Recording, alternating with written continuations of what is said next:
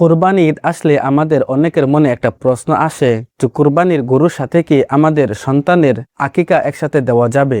অনেকে বলেন দেওয়া যাবে, আবার অনেকে বলেন দেওয়া যাবে না। কিন্তু আসল সুন্নাহটা কি? আজকের ভিডিওতে আমরা এমন কিছু তথ্য তুলে ধরার চেষ্টা করব যেখানে আপনি আপনার সমস্ত প্রশ্নের উত্তর পেয়ে যাবেন। সেজন্য ভিডিওটি শেষ পর্যন্ত দেখার জন্য অনুরোধ রইল। সর্বপ্রথম আমরা জেনে নেই কুরবানি এবং আকিকা দুইটি ভিন্ন ইবাদত। কুরবানিটি জিলহজ মাসে দেওয়া হয় এবং আকিকা দেওয়ার সুন্নাহ হলো যখন সন্তান জন্ম হয় তার সপ্তম দিনে দেওয়াটা সুন্নাহ। কারণ হাসান এবং হুসাইন রাদিয়াল্লাহু তাআলা আনহুমা যখন জন্মগ্রহণ করেন তখন হুজুর আকরাম সাল্লাল্লাহু আলাইহি ওয়াসাল্লাম তিনাদের আকিকাটি সপ্তম দিনে দিয়েছিলেন। সেজন্য যখন সন্তান জন্মগ্রহণ করেন তখন তার জন্মদিন থেকে সপ্তম নম্বর দিনে আকিকা দেওয়াটাই সুন্নাহ। আর যদি সপ্তম দিনে দিতে না পারেন তাহলে 14ম দিনে দিতে পারেন, আর যদি তাও দিতে না পারেন তাহলে 21ম দিনে দেওয়া সুন্নাহ। এটি হলো আকিকা দেওয়ার সুন্নাহ।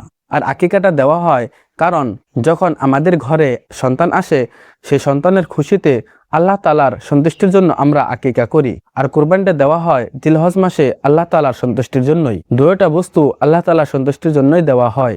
কিন্তু কেউ যদি আকিকা এবং কুরবানি একসাথে দিতে চায় তাহলে দেওয়া যাবে। তার কারণ হলো কুরবানিতে যখন বড় কোনো জন্তু কুরবানি দেওয়া হয়, যেমনভাবে গরু, মোষ বা উট, এগুলো জন্তুর মধ্যে 7টা ভাগ থাকে।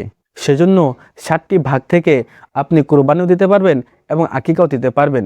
শুধু লক্ষ্য রাখবেন, যদি আকিকাটা ছেলে সন্তানের জন্য হয় তাহলে ছেলে সন্তানের জন্য 2টি ভাগ লাগবে এবং মেয়ে সন্তান হলে 1টি ভাগে হয়ে যাবে। সেজন্য আকিকা এবং কুরবানি একসাথে দেওয়া জায়েজ আছে। তার আরেকটি বিশেষ কারণ হলো ইন্নামাল আমালু বিন্নিয়াত, যার অর্থ হলো সমস্ত কাজের দারোমিদার হলো নিয়তের উপরে। যদি আপনার নিয়ত সঠিক থাকে তাহলে সেই কাজটি নিশ্চয় আল্লাহ তাআলা কবুল করে নেবেন। সেজন্য আপনি যদি আকিকা এবং কুরবানি একসাথে দিতে চান তাহলে প্রথমে আপনার নিয়তটি সঠিক করে নিন। সহি নিয়ত এবং সহি ভাগে যদি আপনি আকিকা এবং কুরবানি একসাথে দেন তাহলে নিশ্চয় আল্লাহ তাআলা আপনার আকিকা এবং কুরবানি দুটোটাই কবুল করে নেবেন। এই বিষয় নিয়ে যদি আপনার আরও কোনো ধরনের প্রশ্ন থাকে তাহলে কমেন্টে আপনার প্রশ্ন লিখে যান। ইনশাআল্লাহ আপনাদের করা সেরা প্রশ্নগুলোর উত্তর দেওয়ার আমি চেষ্টা করব। আসসালামু আলাইকুম।